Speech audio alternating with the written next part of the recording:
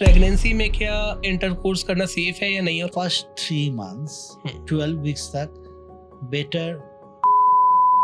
Ectopic is it common और is it dangerous? Ectopic pregnancy uterus के अंदर नहीं है, ये और कोई जगह है। फाइब्रॉइड होता क्या है? यहाँ पे अगर 100 लेडीज बैठे हुए हैं, सबका अगर अल्ट्रासाउंड करे, किसी को 30 डेज में पीरियड आ रहे हैं, किसी को 35 डेज में पीरियड्स आ रहे हैं। इरेगुलर कब बोलेंगे? उनका कभी 25 दिन में आ रहा है, कभी 35 दिन में आ रहा है, कभी 50 दिन में आ रहा है।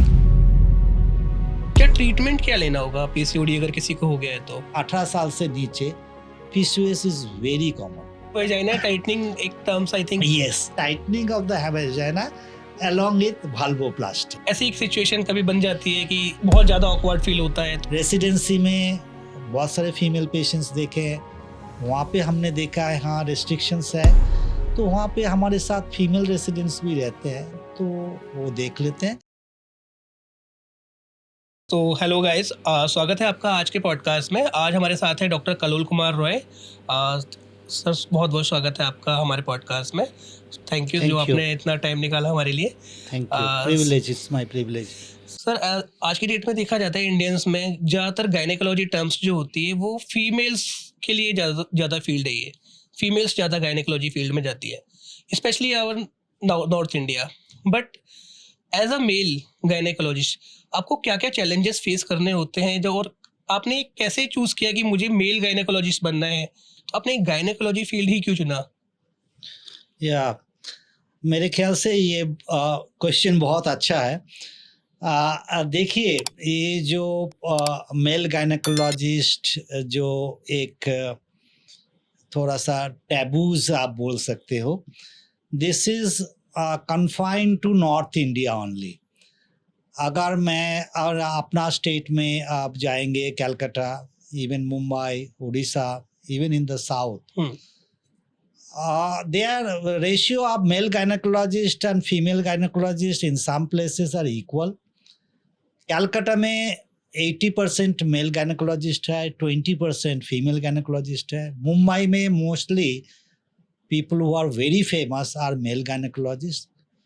तो अभी ये ना जो परसेप्शन है ये एक्चुअली ये बिल्कुल ट्रू नहीं है। मैं देखिए मेल गायनेकोलॉजिस्ट मैंने इसलिए गायनेकोलॉजी सब्जेक्ट चूज़ किया क्योंकि जब मैं इंटर्नशिप कर रहा था, जब डिसाइड करना होता है कौन सी फील्ड में आप जाओगे, मेरा जो पोस्टिंग गायनेकोलॉजी में था, मैंने देखा कि वहाँ पे लेडीज़ के लिए मैं बहुत कुछ कर सकता हूँ। जैसे बहुत सारे फील्ड है gynaecology, it is not limited to only deliveries and all. जैसे infertility is a very big area and very very good field जहाँ पे मैं कुछ कर सकता हूँ। Endoscopic surgery, foetal medicine, oncology, even reproductive medicine, gynaecology का एक ये सब मेन फील्ड है। तो हमने ये सोचा कि ये जो एक डिसिप्लिन है, it is very rewarding. Patients really आपको ना आके पैर छूते हैं, क्योंकि बहुत प्रॉब्लम में लेडीज़ रहते हैं। कंपेयर टू मेल्स, लेडीज़ का प्रॉब्लम ज़्यादा है।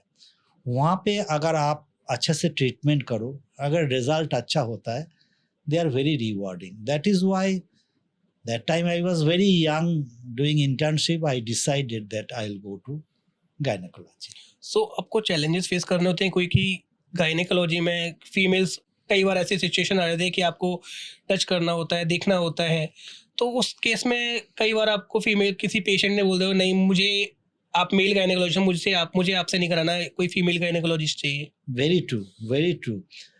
देखिए, मैं almost as a faculty all in institute of medical science New Delhi में 25 साल थे एज ए फैकल्टी, उससे पहले स्टूडेंट थे। तो हमने ये फेस नहीं किया, ज़्यादातर नहीं किया। इसीलिए हो सकता है कि पेशेंट्स सारे रेफर्ड पेशेंट्स आते थे, हमारे नाम भी बहुत था। तो पेशेंट्स ये देखते हैं कि कौन सा डॉक्टर को दिखा रहे हैं, उस डॉक्टर का कितना नाम है और रिजल्ट से मतलब है। और ये सारे कुछ ना एविडेंस बेस्ड होता है। हम कुछ भी ट्रीटमेंट करते हैं कोई टॉपिक में, उसका हमारा प्रोजेक्ट रहता है, सारे कुछ पब्लिकेशंस होता है, पेशेंट्स आजकल सर्च करके देखते हैं, देखिए ये डॉक्टर साहब का तो बहुत काम है। एज फॉर एग्जांपल इनफर्टिलिटी में बहुत काम है, एंडोस्कोपिक सर्जरी में बहुत काम है। तो तब ये पेशेंट्स ये तब नहीं देखते हैं कि भाई कोई मेल गायनेकोलॉजिस्ट के पास जा रहा हूँ, वो देखते हैं कि अच्छा गायनेकोलॉजिस्ट है, इतना नाम है, तो उनके पास जाना चाहिए। हाँ, यू आर राइट, कोई कोई पेशेंट्स ऐसा, पर्टिकुलरली नॉर्थ इंडिया, कोई कोई पेशेंट्स ऐसा उसका चॉइस रहता है। ऐसा चॉइस होता है तो it must be respected, we always respect that, patients perception has to be respected.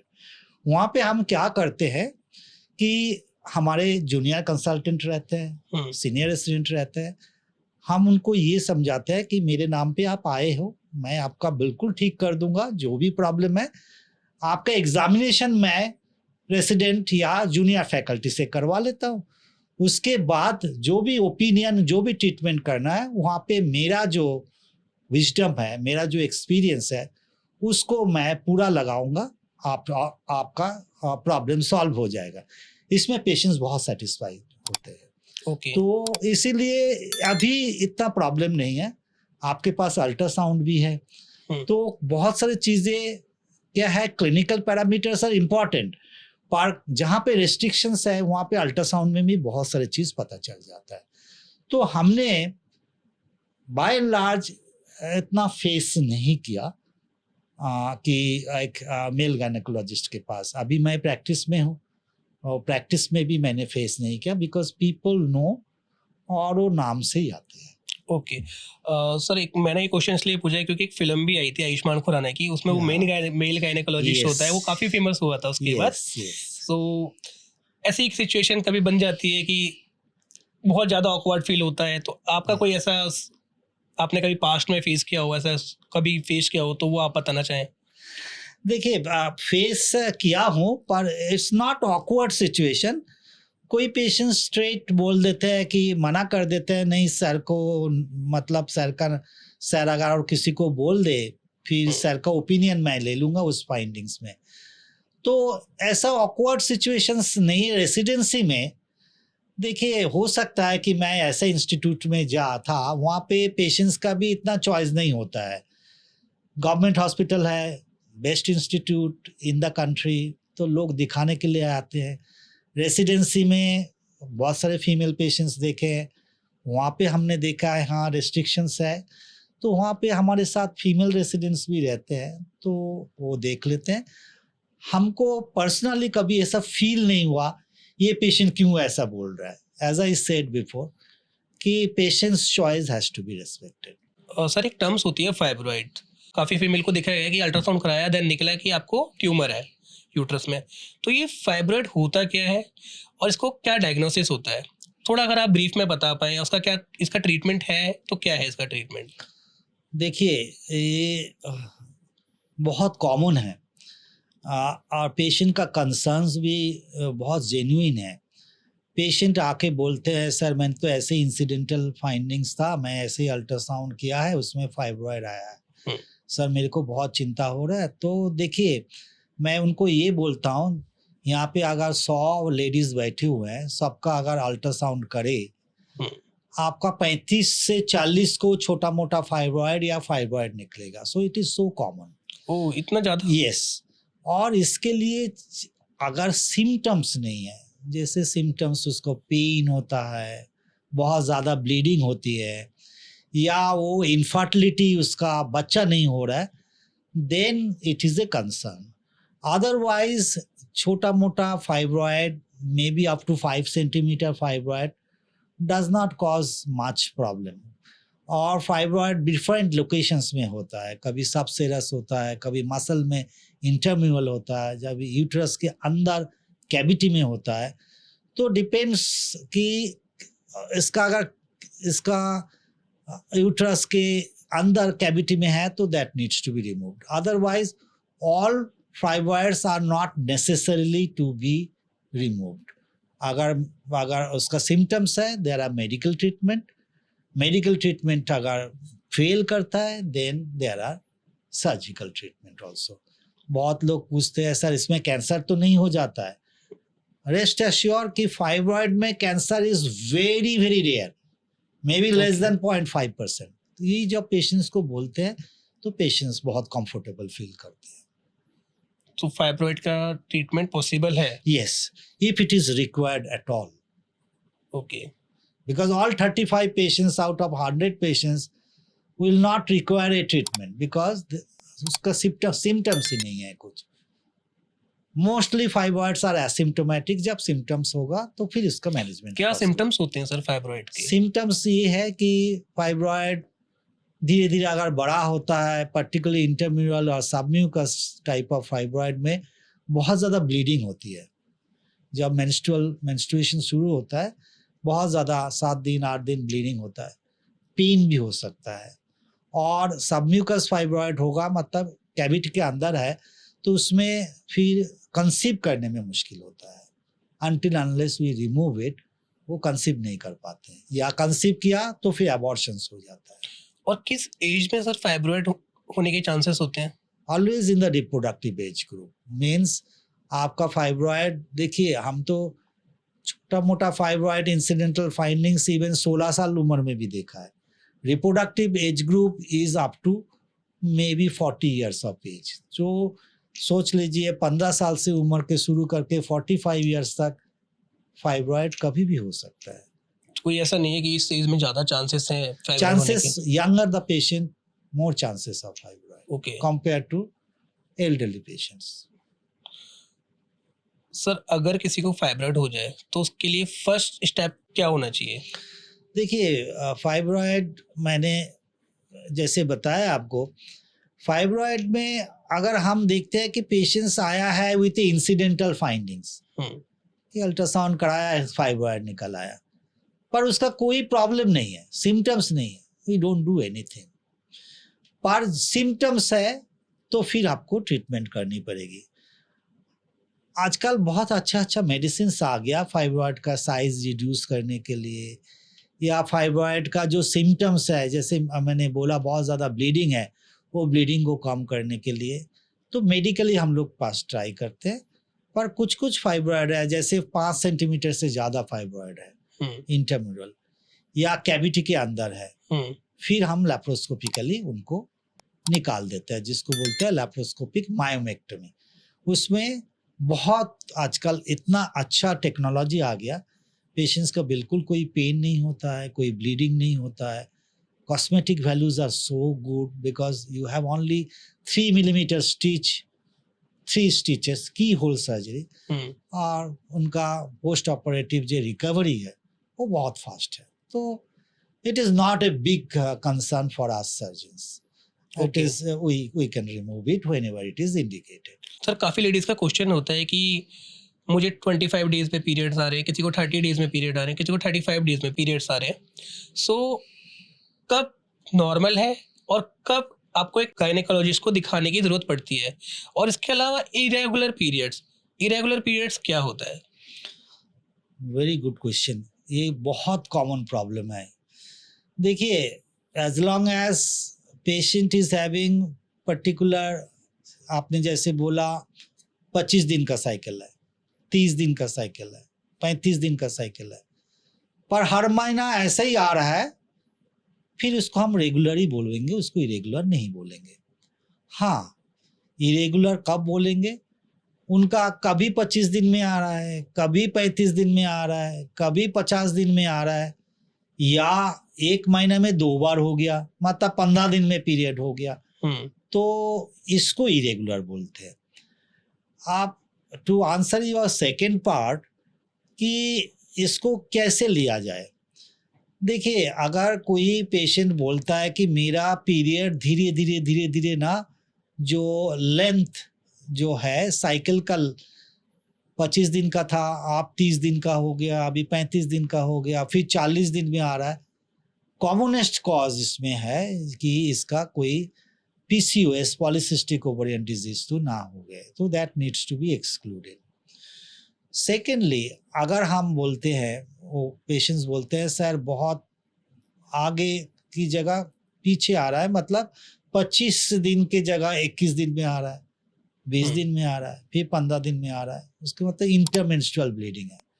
Intermenstrual bleeding में हमको ये देखना है, एक तो पेशेंट का अगर ऐसा, the patient is high risk for cancer, particularly cervical cancer, तो वो रूल आउट करना चाहिए। सेकंड, अगर उसके यूट्रस के कैविटी के अंदर कोई फाइब्रॉयड है या कोई पॉलिप है, उसमें भी ऐसा हो सकता है कि पीरियड थोड़ा थोड़ा जल्दी जल्दी आ रहा है, तो ये दोनों चीज़ एक्सक्लूड कर देना चाहिए। गायनेकोलॉजिस्ट के पास जाते हैं तो वी हैव सेवरल मीन्स कि कैसे इसको डायग्नोसिस किया जाए। It's very easy to diagnose. PCOS में एक तो अल्ट्रासाउंड करने से ही उसका और फीचर्स होगा, थोड़ा सा मोटापा आ गया। पीसीओएस क्या होता है? पीसीओएस, देखिए पीसीओएस है जिसको बोलते हैं पॉलीसिस्टिक ओवरियन सिंड्रोम, और एक होता है PCOD, that is polycystic ovarian disease. आजकल उसका नाम चेंज हो गया।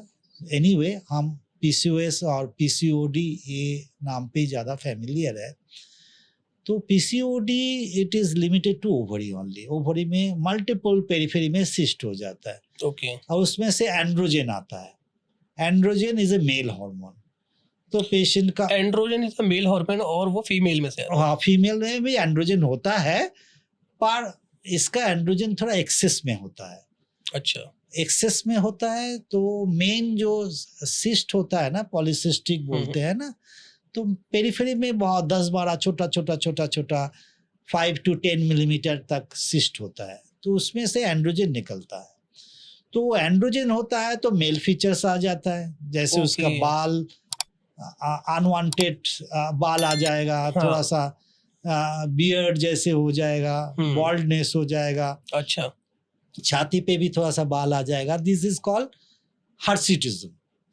फिर पूरा फेस पे जैसे वो एक्नी, ये सब एंड्रोजेनिक फीचर्स है। सो पीसीओडी में अगर ये एंड्रोजन बढ़ता है, हाँ. जिससे ये जो अनवांटेड हेयर आपकी बॉडी अनवांटेड, पे आते हैं। Yes yes So, yes. क्या ट्रीटमेंट क्या लेना होगा पीसीओडी अगर किसी को हो गया है तो?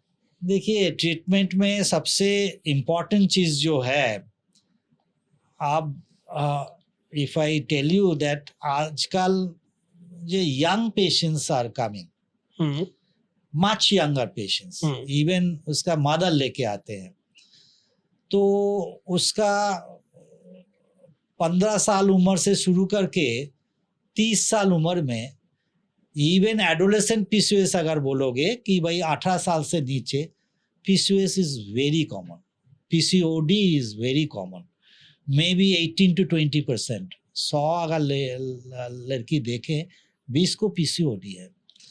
तो ट्रीटमेंट में अगर आए तो इसका मेन ट्रीटमेंट है कि एक्सरसाइज करके, डाइट रेस्ट्रिक्ट करके वेट लूज करना है। मोइनली पीसीओएस पेशेंट हम लोग जो देखा है उनका वेट बढ़ जाता है।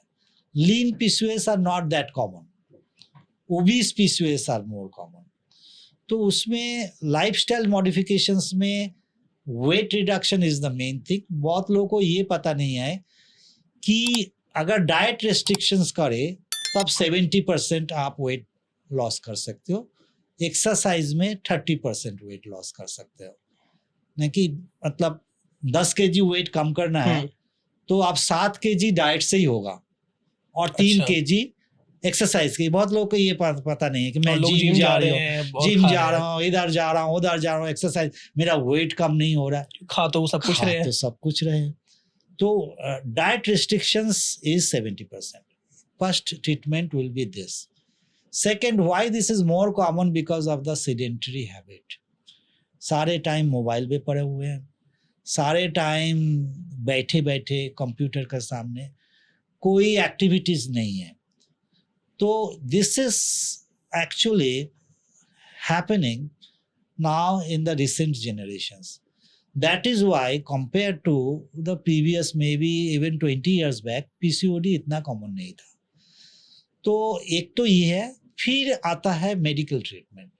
नाउ मेडिकल ट्रीटमेंट में डिपेंड करता है, जैसे एडोलेसेंट आया है, हम्म, तो हमने ये पीसीओडी पेशेंट्स ना दे डोंट ओवुलेट,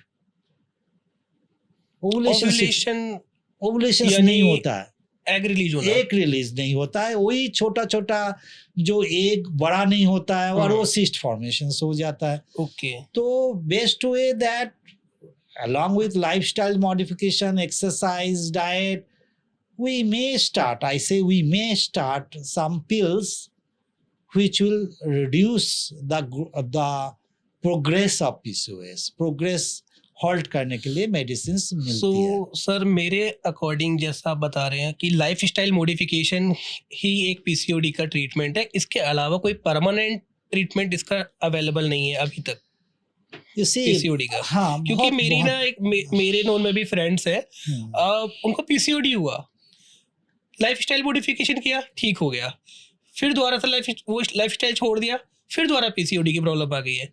सो ये लाइफ लॉन्ग रहता है या सच में इसका कोई परमानेंट सॉल्यूशन है? बहुत अच्छा, आपका क्वेश्चन में ही आपका आंसर है। बहुत आपने जो बोला है ना, the key of treatment of PCOD is lifestyle modifications. आप जैसे बोला, एक्सरसाइज किया, डाइट रिस्ट्रिक्शंस किया, उसका पीरियड्स जैसे वेट लॉस हो जाता है ना, उसका पीरियड्स नॉर्मल हो जाता है, बट इट कम्स बैक अगर वो मेंटेन नहीं कर पा रहे हैं। Maintain means that maintenance of lifestyle modifications, उसमें आप तो ठीक हो गया, फिर वो खाना और जंक फूड आप देखो बच्चे, why it is so common now, 20% is PCOD in adolescent because of junk food. ये स्विगी जोमेटो एकदम सब घर में है ये, और इसमें जो जंक फूड ना इज रिस्पॉन्सिबल फॉर पीसीओडी। क्या स्ट्रेस से भी पीसीओडी होता है? इसी क्योंकि कई लोग तो जंक फूड नहीं खा रहे, सिर्फ अपना नॉर्मल लाइफ जी रहे हैं। एक तो देखिए, आपने स्ट्रेस की बात किया, देखिए स्ट्रेस में yes, stress and environmental factor. Even a recent report says that environmental pollution, too much of pollution is also detrimental to the ovary and it can contribute, ये contribute कर सकता है PCOD होने के लिए। Stress and particularly the girls are not sleeping properly. 2 बजे तक mobile पे पड़े हुए हैं, कंप्यूटर के सामने पड़े हुए हैं। एक ना जो हार्मोनल बैलेंस होती है ना, वो ना non rapid eye movement sleep में होता है। जब आपका डीप स्लीप होता है ना, उसको NREM स्लीप बोलते हैं। उस स्लीप के दौरान आपका प्रॉपर हार्मोन आते हैं जो which are required for the body, good hormones. और उसी टाइम अगर आप वो मोबाइल में, because non REM sleep comes after 12 o'clock, तो आप जगे रहते हैं। तो ये जो हार्मोनल डिसबैलेंस होता है could be because of that stress, as you said, because this is causing a physiological stress, mental stress plus physiological stress. तो इसीलिए सेकेंड ये है कि it is now proven beyond doubt कि it has got a genetic basis. अगर mother का PCOD था तो बच्चे का पीसीओडी होने का चांस 8 times है, 8 times compare to normal population. Even वो अपनी life style even but they should be told कि आपका होने का चांस है, तो शुरू से ही आप 12 साल उम्र से ही उसको तैयार करिए कि बेटा एक्सरसाइज करनी है, नहीं जंक फूड नहीं खानी है। और मदर्स को, पेरेंट्स को वो देखना चाहिए। तो it has got a genetic basis. Permanent cure तभी होता है, एक इसका मैजिक है, वो है कि when they get married they maintain everything, and then when they get married, once they have a kid, then the PCOD very rarely comes back.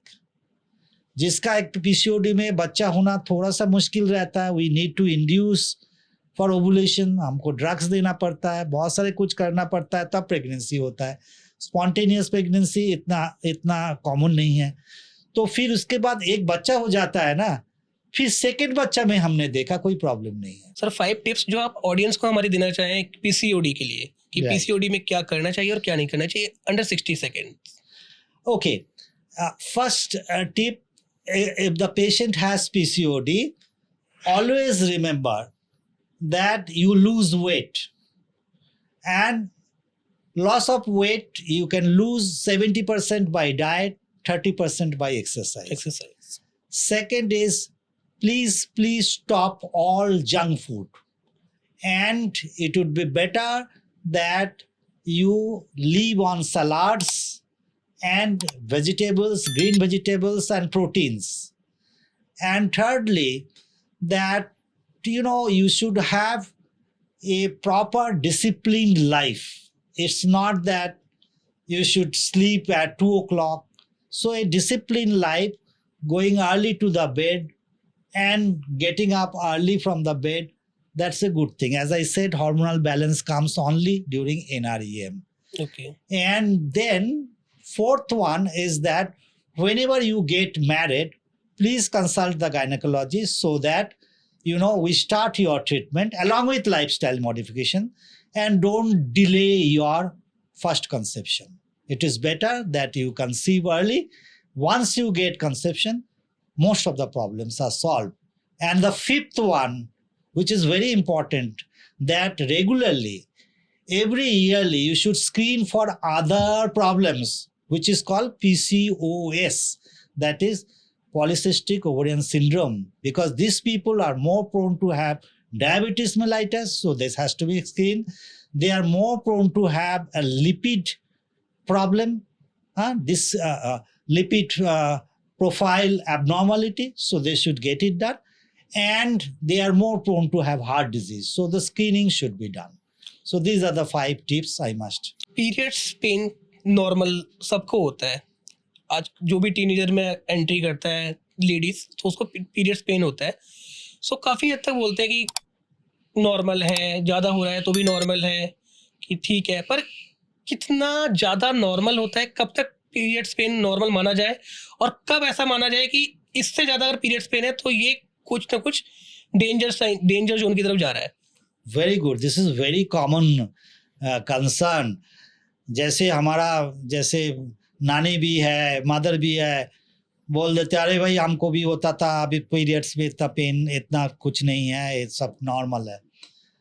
You see, whenever patient says, the girl says कि मेरे को ना period से 3-4 दिन पहले भी pen शुरू हो गया, पीरियड जब चल रहा है तभी भी पेन है, and there is post-menstrual pain also. And the pain gets severe day by day. आप पिछले साल जनवरी में जितना पेन था इंटेंसिटी, इस साल जनवरी में इंटेंसिटी ऑफ पेन और बढ़ गया। तो उसमें फिर ना हमको ये सोचना पड़ेगा कि ये नॉर्मल नहीं है, एंड ये एबनॉर्मल है। उसका मेन जो कारण होता है, जो डिजीज होता है, उसको बोलते हैं एंडोमेट्रियोसिस। मैरिड लाइफ में समटाइम्स सेक्सुअली ट्रांसमिटेड डिजीज, जिसको हम बोलते हैं कि पेल्विक इन्फ्लेमेटरी डिजीज, PID बोलते हैं, PID में भी ऐसा इंटेंसिटी ऑफ पेन बढ़ जाता है, पर उसमें पोस्ट मेंस्ट्रुअल पेन नहीं होती है। अगर पोस्ट मेंस्ट्रुअल पेन हो रहा है, premenstrual, menstrual, postmenstrual, तो endometriosis has to be ruled. और ये एंडोमेट्रियोसिस क्या होता है सर?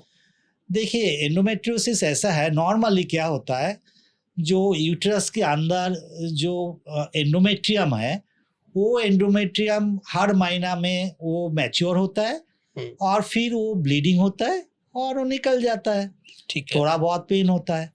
यही एंडोमेट्रियल टिश्यू अगर यूट्रस के अंदर की से अलावा it is also present outside, जैसे ट्यूब के पास है, ओवरी के पास है, ब्लडर के पास है, रेक्टम के पास है, तो उसमें क्या होगा, हर महीना जब फिजियोलॉजिकल चेंजेस यूट्रस के अंदर हो रहा है, सेम फिजियोलॉजिकल चेंजेस होगा जहाँ जहाँ एंडोमेट्रियल टिश्यू एबनॉर्मल प्लेसेस में है, नॉर्मल एंडोमेट्रियल टिश्यूज इन एबनॉर्मल प्लेसेस, वो भी फिर फंक्शनली एक्टिव हो जाएगा।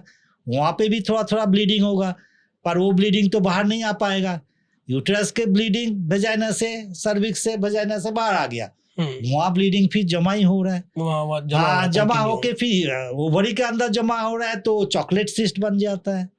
दूसरा जगह हो रहा है तो वहाँ पे भी थोड़ा थोड़ा वूजिंग हो रहा है, तो इसीलिए वो बहुत ज़्यादा पेन होता है, क्योंकि वो ब्लीडिंग नहीं बाहर नहीं आ रहा है, हर महीना वो एक्यूमुलेट हो रहा है। जैसे ओवरीज में मैंने बोला एक्यूमुलेट होते होते चॉकलेट सिस्ट होता है। आज 4 सेंटीमीटर का चीज सिस्ट है, हो सकता है 1 साल में वो हो जाएगा 15 सेंटीमीटर का सिस्ट। सो इसको ये एंडोमेट्रियोसिस बोलते हैं। तो ये जैसे ओवेरीज में आपने बताया था कि ये जेनेटिकली आता है, तो एंडोमेट्रियोसिस भी जेनेटिकली आता है? यस यस, इनफैक्ट हमने एंडोमेट्रियोसिस का ये सारे हमने स्टडी किया कि जेनेटिक लिंक है या नहीं। आप अगर गूगल पे जाओगे एंडोमेट्रियोसिस जेनेटिक लिंक, हमारा 2-3 आर्टिकल मिल जाएगा आपको, ठीक है ना, उसको पढ़ना चाहिए। और it has got a genetic basis. जैसे अगर मदर का एंडोमेट्रियोसिस होता है, there is a high probability कि बच्चे को भी एंडोमेट्रियोसिस हो सकता है। सो बच्चे का जब पीरियड फर्स्ट आता है, हम उसको मेनर्की बोलते हैं, 11 साल 12 साल में, तब से ही अगर उसको आपको थोड़ा सा केयरफुली उसको पूछना चाहिए कि ये बच्चा बोल रहा है बहुत ज़्यादा पेन हो रहा है, पर उसको नेग्लेक्ट नहीं करना चाहिए। We should rule out endometriosis. बल्कि ये थोड़ा सा होने में थोड़ा सा टाइम लगता है, हो सकता है 12 साल में ना होए, पर 16 साल में जैसे मैंने सिम्टम्स बोला ऐसा शुरू हो सकता है। It must not be neglected because there are treatments. Sir एक हमारे व्यूअर थे, उन्होंने पूछा था एडिनोमायोसिस। सो एडिनोमायोसिस के रिगार्डिंग उनका क्वेश्चन है कि एडिनोमायोसिस का ट्रीटमेंट क्या है और एडिनोमायोसिस क्यों होता है? राइट, पहले तो मुझे भी ये जानना है कि एडिनोमायोसिस होता क्या है। राइट। देखिए बहुत अच्छा, ये जो एंडोमेट्रियोसिस है ना, जैसे बोला जी फंक्शनल टिश्यू ऑफ एंडोमेट्रियम, यहाँ पे functional tissue of the endometrium जो मसल कोट होता है ना यूट्रस का, एक यूट्रस का मसल कोट के अंदर ना फंक्शनल टिश्यू ऑफ एंडोमेट्रियम है। अब क्या है, सेम हर साइकिल वो भी फंक्शनली एक्टिव हो रहा है, पर देयर इज नो वे कि वो ब्लड बाहर आ जाए, क्योंकि वो मसल कोट में है। कैविटी में जो चेंजेस हो रहा है तो बाहर आ रहा है, पर वहाँ पे फिर ब्लीडिंग थोड़ा थोड़ा जमा हो रहा है, तो यूट्रस का साइज धीरे धीरे बड़ा हो रहा है, और फिर इसको एडिनोमायोसिस बोलते हैं। That means presence of functional endometrial tissue in the myometrium of the uterus. Myometrium means muscle coat.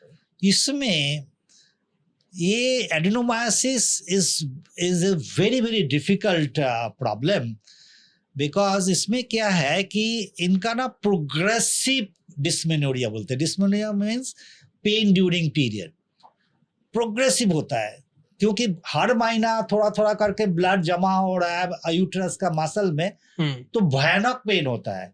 उसको हम प्रोग्रेसिव डिस्मेनोरिया होता है। मतलब पिछले साल जनवरी में था, फरवरी में ज़्यादा हो गया, मार्च में ज़्यादा हो गया, इस जनवरी में तो अनबियरेबल हो गया।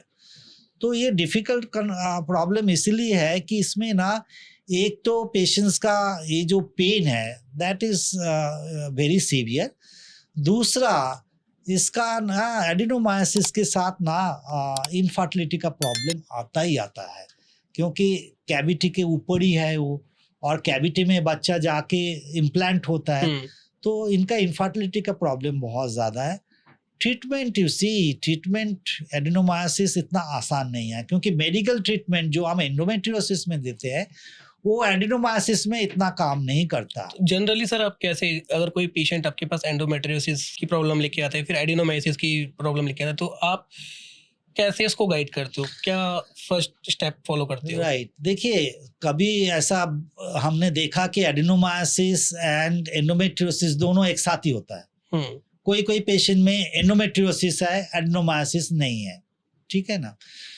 तो पेशेंट एक पेन के लिए अगर ठीक से पाता है, पेशेंट अनमैरिड है, because we get many unmarried patients, तो उसका मेडिकल ट्रीटमेंट है। मेडिकल ट्रीटमेंट में यूजुअली हम क्या करते हैं, देखिए हम पीरियड को थोड़ा रोक देते हैं। अच्छा, तो उसमें क्या होगा, पीरियड रुक जाएगा तो फिर वो ब्लीडिंग नहीं होगा। तो हम फंक्शनल एंडोमेट्रियम फिजियोलॉजिकली एक्टिव ना हो जाए उसके लिए बहुत सारे मेडिसिन मिलता है। कोई कोई मेडिसिन मिलता है कि आपको 6 महीना पीरियड ही नहीं आया, ठीक है, तो पीरियड नहीं आएगा तो पेन नहीं होएगा, और फिर उसका लगता है कि वो मतलब थोड़ा ठीक हो गया है, पर it is not a permanent cure, it is just to buy time. तो medical treatments are only to buy time.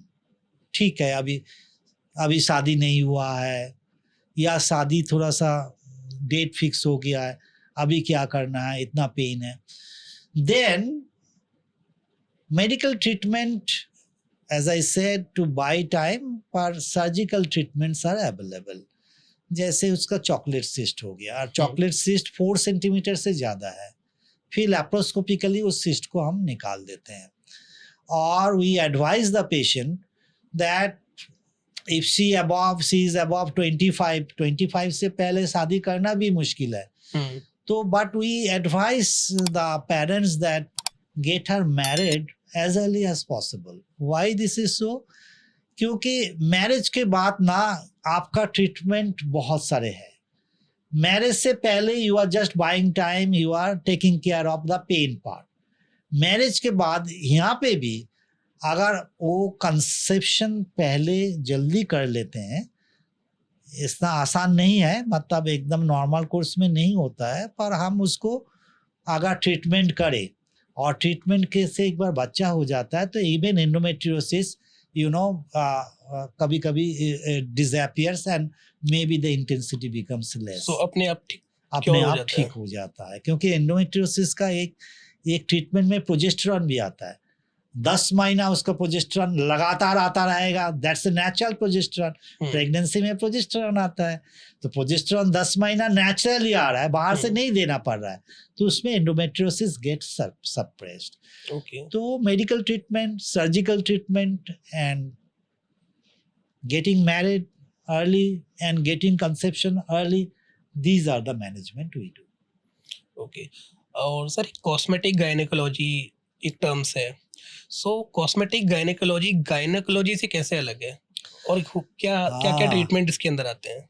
अच्छा, okay, right. You see, this is a very new field, may be for last 1 decade only. आजकल क्या हो गया, cosmetically people are very sensitive. ठीक है. And cosmesis means anywhere it's a beautification. So ladies are much more sensitive about the beautification of the genital parts. Okay. And that is why you said that what are the gynecology. So it is different. It is not different so far as the cosmesis is concerned.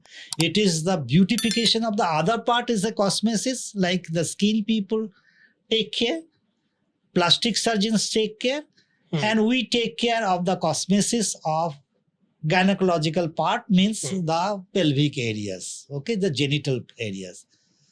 So that is why it is called cosmetic gynecology. So अगर आप बताना चाहिए कि cosmetic gynaecology में आप क्या क्या treatment? The most common जो होता है, you know, it is very demanding now, that they wanted that restoration of the hymen. Okay, I get patients from even from particularly from the Saudi Arabia and Western world, because those things are not allowed over there for hymenoplasty. अच्छा, ये word sir मैंने काफी बार, Yeah. ये plastic surgeon ये ज्यादा करते हैं, hymenoplasty. Hymenoplasty is done by the gynecologist only. Okay. So आप मुझे बताओ हाइमेनोप्लास्टी होती क्या है और किस तरीके से परफॉर्म की जाती है? देखिए, सिंपल लैंग्वेज में sir. yes, simple in layman terms, you see, with intercourse, normally with the intercourse and all, hymen gets distorted. Okay, they wanted, maybe many patients, I not hesitate to say, before marriage they don't want to reveal that maybe she had some relationship, and they wanted the hymen to be restored. And it's a very simple operation. It takes about half an hour to 1 hour depending on the situation. What we do is that we restore the hymen is torn. So the torn portions are repaired with very fine sutures, 5060 sutures. And it looks like that nothing has happened. So that is why we called hymenoplasty. This is one. Second, in the cosmetic gynecology, we do a lot of vaginoplasty. Many people, they have congenital absence of vagina or very short vagina. Now, it has to be done, otherwise that girl gets married and will come back. So before marriage, then when they find out, they know that this girl is having this problem, so then they come to us. So we create a vagina artificial, or if the vagina is short, we lengthen the the length of the vagina. So that is called vaginoplasty. Now many patients, particularly from African countries, Somalia, I get patients from Somalia, and there the restrictions of having conception is not there. Everybody is having 5-6 children, cute children. They show their photograph and all, but now the husband is not happy because all are normal delivery, so everything is torn. So vagina tightening terms, I think. Yes, the vaginal tightening, one, and second is that the vulva, the outer part of the genital, the vulva. The vulva also needs to be little beautified. So that is called tightening of the vagina along with vulvoplasty. Okay. Now another cosmetic gynecology which has come very recently, maybe last 5 years, is that which you need a laser for that. Even the perimenopausal age group patient, some patients are menopausal but sexually active.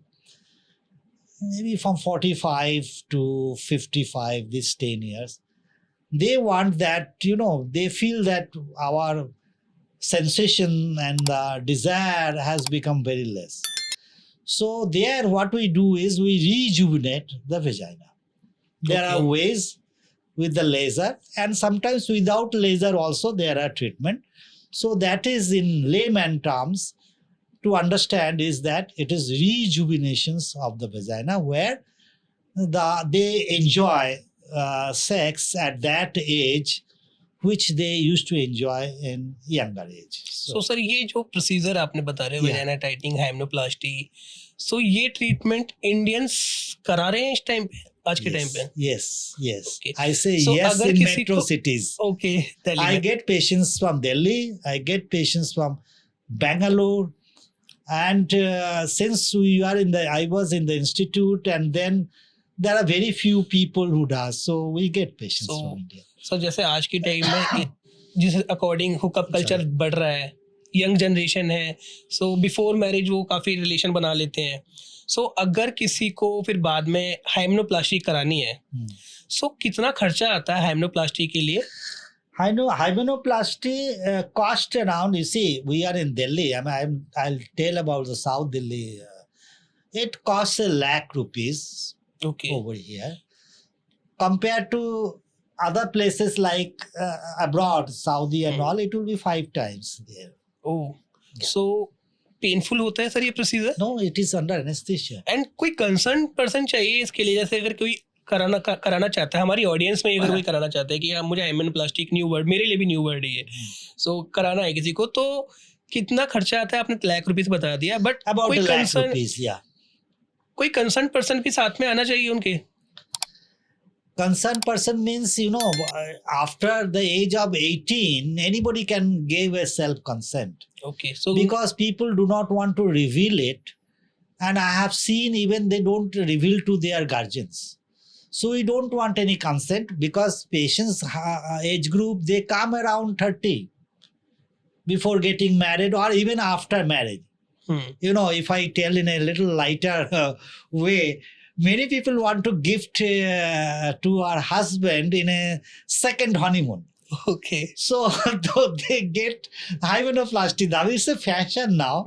But we must appreciate that if the patient is wanting it and they are satisfied, then you must, do it. During periods क्या intercourse करना safe है या इसके कुछ disadvantages भी हैं? During period, intercourse is absolutely safe, Okay. provided husband, the other partner, uses condom. See, they have a free mind that that during period the girl will never become pregnant. But the second concern is that if the husband or the partner is not using condom, then there is a chance of ascending infection, and which may lead to pelvic inflammatory disease. और sir condoms की बात आ रही है तो एक female condoms और copper T ये भी Yeah. काफी Yeah. सुनने में आता है. सो फीमेल कॉन्डम और कॉपर्टी दोनों अलग अलग हैं, क्या यूज होता है इनका? Right. Very good. You see, I am very happy that you have raised the female condom. We are promoting it. Female condom and copper T, these are two different things. Let us talk about female condom first. Female condom is available in the market, very much available in the market. But the advantages are many. You see, many males, they say, I will not use condom. So it is self-controlled by the female, but I will use it. So number one. Number two, that if you say that to prevent sexually transmitted disease, female condom is better than male condom. Okay. Because the female condom is covering the perineal area also. That means the infection from the perineal area will not go. Second. Third, that female condom, though it is little expensive, the market value is around 250 to 300 rupees, one condom. But it can be washed 7 times. So 7 times female condom Can be washed Can and be used. used. Can be used after washing. Okay. So it is, a male condom, a good condom cost around 30-35 rupees. So, that is made of, even it is little costlier. And, there is not major disadvantages of female condom, particularly the breakage of condom. You must have heard, if there is a breaking of the condom or the condom, male condom is not used properly, then there is a chance that the pregnancy failure, the failure of condom can happen and pregnancy can happen. In female condom, it doesn't happen. So that is why Government of India now, Ministry of Health and Family Planning, they are trying to promote, rather they are promoting the female condom, but since it is a little more expensive and people are not very aware of it, so we are promoting that females should have something in their hand. Even the males are reluctant to use condom. The females can use it. Wow, great. Regarding copper T is a different entity, completely different entity. Copper T is not used for any unmarried lady. It should never be used in an unmarried lady. So copper T, nowadays copper T can be used and it can be used for, the efficacy is almost 10 years. It is 10 years. Copper T 380A is available. Ministry of Health and Family Welfare, they are distributing this free of cost. Suppose at the age of 25, she is putting the copper T and she says, I don't want any child. It will act for 10 years. But suppose after 5 years, she changes her mind. Then that copper T can be removed and then she can try for pregnancy. But there are many, contraindications for this. If she is having irregular bleeding, we cannot use it. We cannot use it if there is any cervical lesion. We cannot use it if there is any fibroid sitting inside the cavity. So there are some contraindications. Otherwise, it's a very good contraception. And for 10 years, she is free of, pregnancy. Pregnancy में first 3 month बहुत important बोले जाते हैं कि first 3 month बहुत important है. So first 3 month आपके according अगर कोई पेशेंट आपके पास आता है तो उसको क्या प्रिकॉशन लेने चाहिए कि आगे चल के मिसकैरेज के चांसेस ना हो? Okay, see pregnancy first 3 months important, क्योंकि देखिए जो भी इनका बनावट होता है that gets completed by 9 weeks, मतलब 2 weeks, 2 months and 1 week. So इसमें क्या है, हम ये बोलते हैं कि कभी भी आपको लगा कि स्पॉटिंग हुआ, थोड़ा ब्लीडिंग हुआ, तो फिर हमको उसको देखना चाहिए, अल्ट्रासाउंड करके देखना चाहिए कि बच्चा ठीक है। और पेन हो रहा है, हम्म पेन हो रहा है, that should be also a concern, it should not be neglected. तो main thing we can not do much, we have to do a clinical examination. Pain होता है तो हमको देखना पड़ेगा कि अगर पहले अगर अल्ट्रासाउंड नहीं हुआ तो एक अल्ट्रासाउंड करके देखना पड़ेगा, because pain can be severe, pain can be because of ectopic pregnancy. और ये 3 महीना थोड़ा सा ट्रैवलिंग वगैरह, particularly long travel, if you want to travel, better रहेगा कि एयर में चले जाओ। जो रोड या आधा सरफेस ट्रांसपोर्ट थोड़ा सा रिस्की रहता है। बहुत पेशेंट्स हमको बोलते हैं कि भाई हम इंटरकोर्स कर सकते हैं। प्रेगनेंसी में क्या काफ़ी लोग पूछते हैं, काफ़ी लोगों के सर्चेस होते हैं, अगर आप यूट्यूब पर सर्च करेंगे, इवन मैंने भी अपडेट किया कि हमारा जो नेक्स्ट गेस्ट है गायनेकोलॉजिस्ट है। सो काफ़ी लोगों के मेरे पास मैसेज आए हैं कि भाई प्रेगनेंसी में क्या सेक्स कर सकते हैं, प्रेगनेंसी में क्या इंटरकोर्स करना सेफ है या नहीं, और करना है सो हमें क्या क्या प्रिकॉशन लेने चाहिए उस प्रेगनेंसी में देखिए,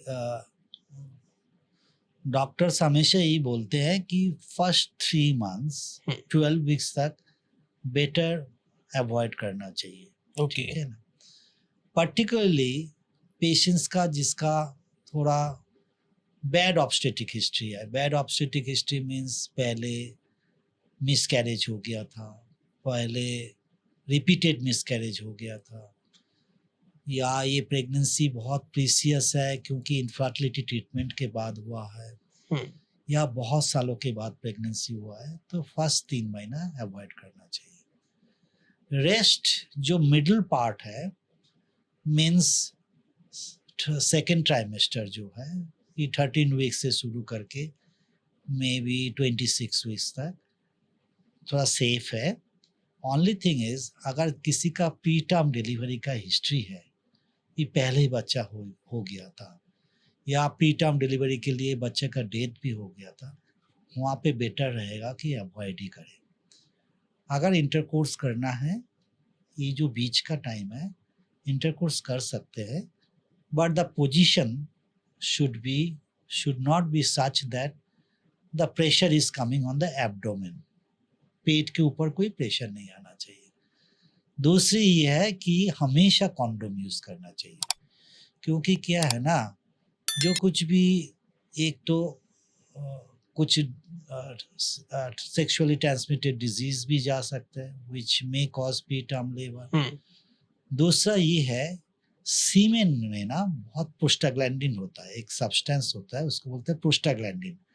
प्रोस्टाग्लैंडिन ना यूट्रस को कॉन्ट्रैक्ट करते हैं, तो इसीलिए कॉन्डोम यूज़ करने से सीमेन जाता नहीं है, तो प्रोस्टाग्लैंडिन नहीं रहेगा, तो प्री टर्म लेबर वगैरह नहीं होगा। So in this middle phase it is safe.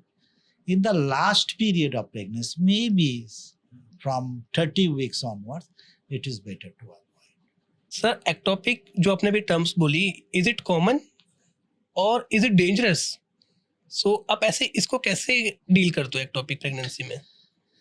देखिए, एक्टोपिक प्रेगनेंसी मतलब है कि प्रेगनेंसी यूट्रस के अंदर नहीं है, ये और कोई जगह है। मोस्टली जो एक्टोपिक प्रेगनेंसी होता है वो फैलोपियन ट्यूब में होता है। कोई भी लेफ्ट और राइट, कोई भी फैलोपियन ट्यूब में होता है, बल्कि दूसरा जगह भी हो सकता है, ओवरी में भी हो सकता है, सर्विक्स में भी हो सकता है, स्कार के ऊपर भी हो सकता है, पर 90% ectopic pregnancy, more than 90% tube में होता है। दूसरा क्वेश्चन आपका था कि इज इट वेरी डेंजरस। ये एक्टोपिक प्रेगनेंसी डेंजरस इसीलिए है क्योंकि ट्यूब में जो प्रेगनेंसी है, जब प्रेगनेंसी थोड़ा सा ग्रो करता है, सोच लीजिए कि 6 हफ्ता हो गया, 7 हफ्ता हो गया, 8 हफ्ता हो गया, फिर ट्यूब तो एक बहुत नाजुक स्ट्रक्चर है, बहुत थीन उसका ल्यूमेन होता है, पतला ल्यूमेन होता है, तो फिर वो फट जाता है। अच्छा। जब फट जाता है तो वहाँ पे बहुत ब्लीडिंग होती है, क्योंकि वो जो एक्टोपिक प्रेगनेंसी को जो सप्लाई करता है वो एक आर्टरी होता है जो ओवरियन आर्टरी का ब्रांच होता है। अब ओवरियन आर्टरी आता है एओर्टा से, मतलब सारा शरीर पे जो मेन आपका वेसल है वो है एओर्टा, एब्डोमिनल एओर्टा, तो वहाँ से आता है। तो वहाँ से आता है तो ब्लीडिंग जैसे होता है, within 1 hour patient shock में चला जा सकता है। तो अगर एक्टोपिक प्रेगनेंसी रप्चर हो जाता है और इमीडिएटली उसको हम ऑपरेट ना करें, पेशेंट कैन डाई इवन। तो that is why it is very dangerous. आपने पूछा कि इज़ इट कॉमन। सी, अगर आप 20 साल पहले की बात करोगे और अभी की बात करोगे, इंसिडेंस अभी एक्टोपिक प्रेगनेंसी बढ़ गया। आप पूछोगे कैसे, क्यों बढ़ गया? उसका मेन कारण है आजकल ना बहुत सारे प्रेगनेंसीज होता है आईवीएफ में, जो असिस्टेड रिप्रोडक्टिव टेक्नोलॉजी में होता है। सो आईवीएफ इतना बढ़ गया तो आईवीएफ में एक्टोपिक प्रेगनेंसी के चांस ज़्यादा होता है। जो सोच लीजिए कि उनको 3 एम्ब्रियो ट्रांसफर कर दिया, 2 यूट्रस के अंदर रह गया, 1 ट्यूब में चला गया, क्योंकि ट्रांसफर जो कर रहा है उसका वो 8 होता है, वो गड़बड़ हो गया ट्रांसफर के टाइम, वो ट्यूब में चला गया, ट्यूब से फिर वापस नहीं आया। दूसरा ये है कि आजकल ट्यूबल सर्जरी भी हो रही है, जैसे कैनुलेशंस वगैरह हो रहा है। तो सर्जरी में क्या होता है ना, जो ट्यूब है, ट्यूब के अंदर जो लाइनिंग होता है वो लाइनिंग थोड़ा सा डैमेज हो जाता है, तो वहाँ पे पहले तो ट्यूब में बच्चा होता है, फिर ट्यूब से यूट्रस के अंदर आता है। तो अभी क्या हो रहा है, ट्यूब में तो बच्चा होता है, फिर यूट्रस के अंदर नहीं आ पा रहा है, तो इसीलिए ज़्यादा है। थर्ड, प्रॉमिस्क्यूटी थोड़ा सा बढ़ गया है, तो इसीलिए sexually transmitted disease, pelvic inflammatory disease, ये भी बढ़ गया है। तो ये बढ़ गया तो पेल्विक इन्फ्लेमेटरी डिजीज़ में एक्टोपिक होने का चांस ज़्यादा है। तो ये कारण है कि 20 साल पहले, 25 साल पहले जितना इंसिडेंस था, अभी इंसिडेंस बढ़ गया है एक्टोपिक। ठीक है सर। इसको हम मैनेज करते हैं अगर एक्टोपिक प्रेगनेंसी डायग्नोसिस हो गया, it's very easy to diagnose. Clinically हम बोल सकते हैं ये एक्टोपिक है, एक अल्ट्रासाउंड करेंगे तो एकदम कंफर्म हो जाएगा भाई प्रेगनेंसी यूट्रस के अंदर नहीं है, यूरिन प्रेगनेंसी टेस्ट पॉजिटिव है, बीटा ईसीजी पॉजिटिव है, उसके मतलब प्रेगनेंसी कोई भी तो जगह है ना, तो यूट्रस के अंदर नहीं है, तो एक्टोपिक है। और जैसे मैंने बोला 90% से ज़्यादा ट्यूब में होती है, तो वो अल्ट्रासाउंड में आ जाता है, अल्ट्रासाउंड में क्लियर आ जाता है। अगर वो रप्चर नहीं हुआ तो हम उसको सर्जरी लैप्रोस्कोपिकली हम उसको क्या करते हैं, depending on the size of the ectopic, कभी ट्यूब को बचा देते हैं, कंजर्वेटिव सर्जरी है, जो एक ट्यूब में बच्चा है उसको लैप्रोस्कोपिकली हम निकाल देते हैं, या बच्चा इतना बड़ा हो गया, ट्यूब बहुत सारा डैमेज हो गया, फिर उस ट्यूब को निकालना पड़ता है। हम 20 साल पहले जैसे देखे थे, जब स्टूडेंट हम पढ़ाते भी थे, तो तब ना लैप्रोस्कोपी इतना ज़्यादा एडवांस नहीं था, तब पेट काट के ही होता था। आजकल any ectopic pregnancy can be managed by laparoscopically. Even हमारा एनेस्थेटिस्ट ठीक रहता है तो पेशेंट शॉक में है, अंदर पेट में इतना ब्लीडिंग हो गया, इतना पेट भर गया एकदम खून से, ब्लड से, तो वहाँ पे भी हम लैप्रोस्कोपिकली मैनेज करते हैं। ये सर लैप्रोस्कोपिकली जो वर्ड है ना, आप थोड़ा सा बता दीजिए कि हाँ लैप्रोस्कोपी सर्जरी होती क्या, किस तरीके से परफॉर्म करते हैं? देखिए, लैप्रोस्कोपिक सर्जरी क्या होता है कि हम लोग ना एक ना बिलो द नेवल और above the naval, depending on the situation, हम एक 5 मिलीमीटर का एक इंसिशन देते हैं, काटते हैं 5 मिलीमीटर, ओनली वन वहाँ पे एक काटते हैं। उसके थ्रू ना टेलीस्कोप जाते हैं। पहले तो एक ट्रोकार कैनुला होता है, उसको हम अंदर करते हैं, फिर पेट में गैस भर देते हैं, कार्बन डाइऑक्साइड गैस भर देते हैं, तो पेट एकदम फूल जाता है। तो अभी क्या है ना, फिर जब हम ट्रोकर कैनुला जब वो टेलीस्कोप अंदर कर रहे हैं तो कोई जगह इंजरी नहीं होगी और अच्छा से दिखेगी। आप टेलीस्कोप के साथ 3 चिप्स कैमरा में अटैच कर देते हैं, अटैच करके वो मॉनिटर में आ जाता है। मॉनिटर में आ गया तो मॉनिटर में आपके you can review everything inside कि क्या क्या है, सब कुछ एकदम मॉनिटर में आ जाएगा। आप फिर साइड पोर्ट करते हैं, साइड पोर्ट मतलब एक्सेसरी पोर्ट लगाते हैं जिसके अंदर से इंस्ट्रूमेंट जाता है। नॉर्मली 2 पोर्ट हम लगाते हैं, 5 मिलीमीटर या 3 मिलीमीटर। आजकल बहुत एडवांस हो गया, तो वहां से फिर इंस्ट्रूमेंट्स जाता है। So you are looking at the monitor and then you are operating. Okay. You are not looking at the abdomen, you are looking at the monitor. और वहाँ पे जहाँ पे भी इसका क्या है, मैग्निफिकेशन इतना अच्छा है, जैसे आप ये कुछ देख रहे हो बाहर और अंदर जो मॉनिटर में आ रहा है, it will be almost 3 times larger. 3 centimetre का चीज आपको 8 सेंटीमीटर 9 सेंटीमीटर दिखेगा। That means precision will be so good. Definitely फिर तो हाँ, गलती के चांसेस ही नहीं गलती के चांसेस नहीं, आप थोड़ा थोड़ा कैपिलरीज भी देख पाओगे, कोई आप मिस होने का चांस नहीं है। एक तो ये है। दूसरा, आपका कभी भी ऐसा द ब्लीडिंग का चांस बहुत कम है, अपने पेट काटा ही नहीं है, ब्लीडिंग के चांस कम है। थर्ड ये है कि भाई आपने सही एकदम जो कुछ भी करना है, कुछ ट्यूमर निकालना है, कोई सिस्ट निकालना है, कुछ और सर्जरी करना है, आपने कर दिया। और फिर जो पेशेंट्स का रिकवरी होता है ना, पेशेंट्स का you have only 1 5 mm and 2 accessory port 5 mm, तो उसमें क्या है, उसका पेन नहीं होता है। Recovery time is very fast. आप पेट काटते हैं तो 3 महीना उठ नहीं पाते अच्छे से, यहाँ पे आप रिकवरी हो जाता है डिपेंडिंग ऑन द सर्जरी। सबसे बड़ी बात है, स्कार्स नहीं आ रहा, स्कार्स नहीं आता है। You are very right, cosmetically कोई स्कार नहीं आता है। So that is why now I must say कि लोग ना अभी बोलते हैं कि मेरे को पेट कटवाना नहीं है, तो everything is possible by laparoscopy. Even the cancer surgery is also possible laparoscopy. So come to the end sir, काफ़ी अच्छी कन्वर्सेशन रही हमारी और काफ़ी नॉलेजेबल कंटेंट हमारी ऑडियंस को मिला होगा। डेफिनेटली अगर कोई ऑडियंस के कुछ न्यू सवाल आते हैं तो हम आपको दोबारा इनवाइट करेंगे और दोबारा इसी तरीके से हम आपके साथ एक पॉडकास्ट करेंगे on different topics on different dates.